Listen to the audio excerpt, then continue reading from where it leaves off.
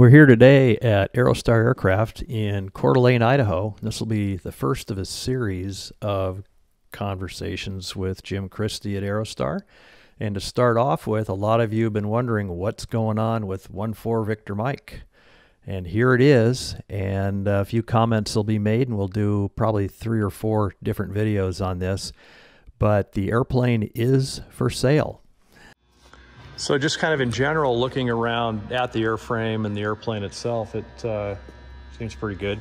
It's a nice airframe. Yeah. Yeah, it'll make somebody a nice airplane. We just got to deal with these changes that he made, or half repairs that they made to fix a fuel leak and didn't finish the job. That hole was cut to find a potential leak. Right, to access a repair to a leak. Yeah, and that's structural back there. I mean, yeah, it's riveted right to the spar. Yeah. Yeah. It's the wing skin. It's just like what okay. your elbow's sitting on. That's the stress wing skin. And then now you have to put a doubler in there. Yep, to mount it. And the plate that they had in there, or the cover, was not even the same thickness as the skin. Have a cover. He just left the open hole. Really? Yeah. As far as I know. Yeah. So, all right, so that's the one big thing that. And it's in both wings. Yeah. So we have to fix that. And in order to repair that, the entire turtle deck has to come off. Right. Which is, work and rivets and time. Just time. All these rivets come out. All, along here, this fairing has to come up, so you find the rivets down below it. Yeah. Well, see, this is the screen that goes in the pickup. In the wing? In the wing. Mm-hmm. Well, this isn't supposed to be here. What's this all about? Oh, that is weird. Yeah. Did he think that there was getting contamination in the engine because the screen was too coarse? I don't know. Who knows? Just little things that people do. Now there is a service bulletin that this piece slides in the tube, the aluminum tube, and the aluminum tube goes back behind the wing and all the way to the sump of the engine. Yeah.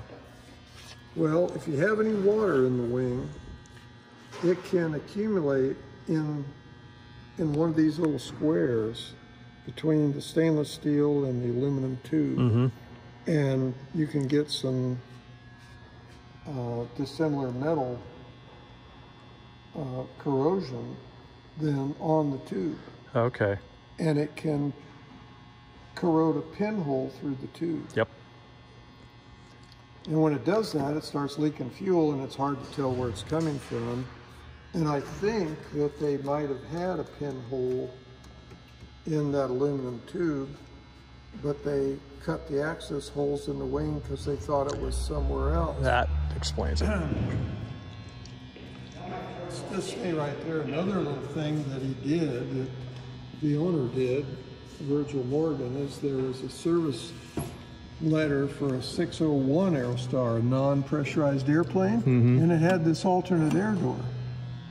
Oh, that's interesting. So he put that on his airplane. The only problem with that is this is contaminated with exhaust back here. And so if you did ice something up, like the screen iced up and this door opened, now you're sucking in carbon monoxide. And you have no control over it. Whereas on the normal one, like I have on the 602P, with a door on the top, I choose to open and close that.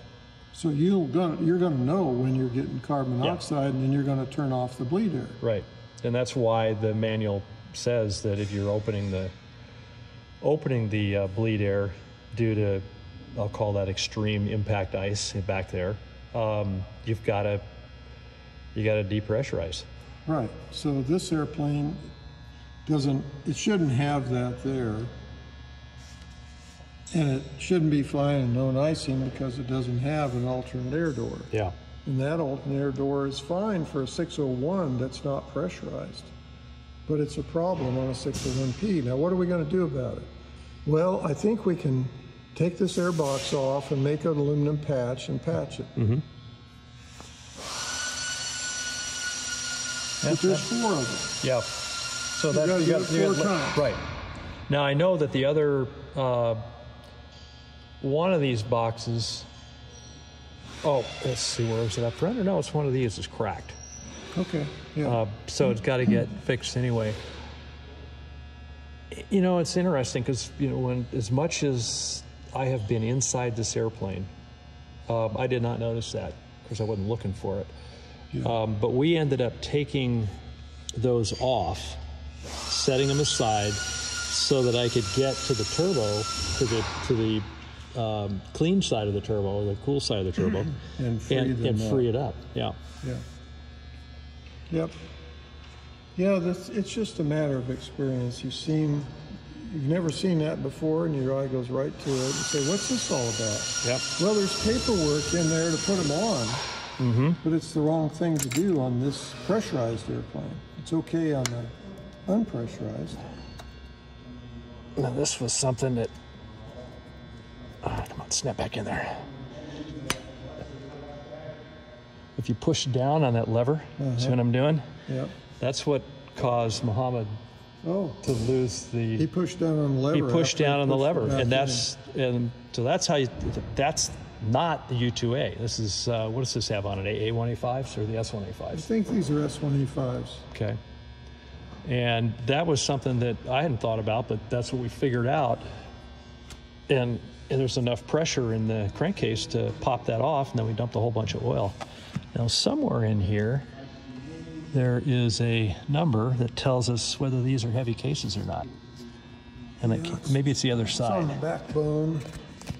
It could be on the other side, too. Yeah, I think the latest ones are right on the backbone near the back of the engine. There's some numbers. Okay. This is probably 1300 series case. The other way you can tell is like right here. Yeah. See this right here? This shelf comes out, this is an oil gallery, and then it goes pretty much straight back in to the case. That's the lightest case. Okay. If it came out here and went in at a 45-degree angle, there's more meat in there.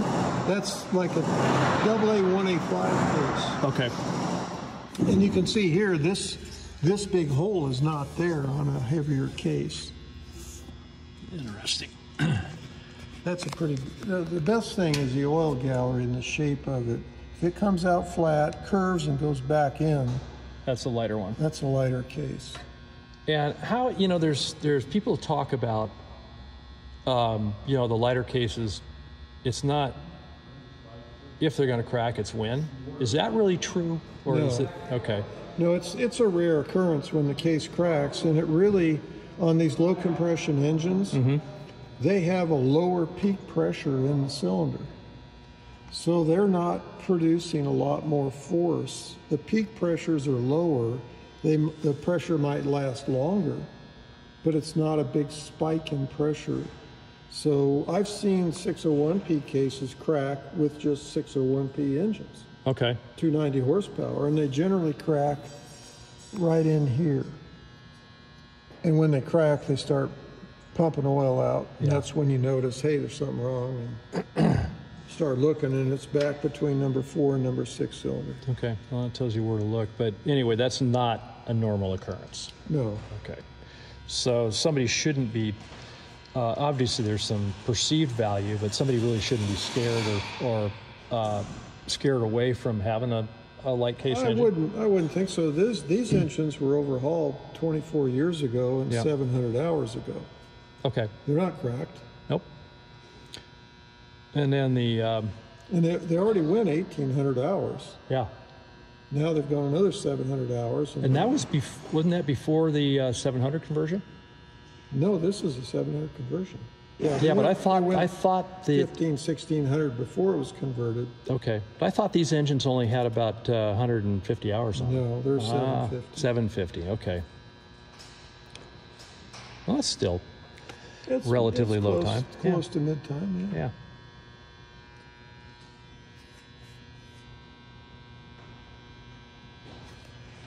Well, this thing will definitely make a nice airplane for somebody. And we've heard a number of different comments about it and what's needed. Just got to give Jim Christy a call at Aerostar and make it happen. I'm Eric Reese. I sell real estate for a living, but I fly and instruct in the Aerostar for fun. Join us on our travel and training adventures in the world's fastest light piston twin.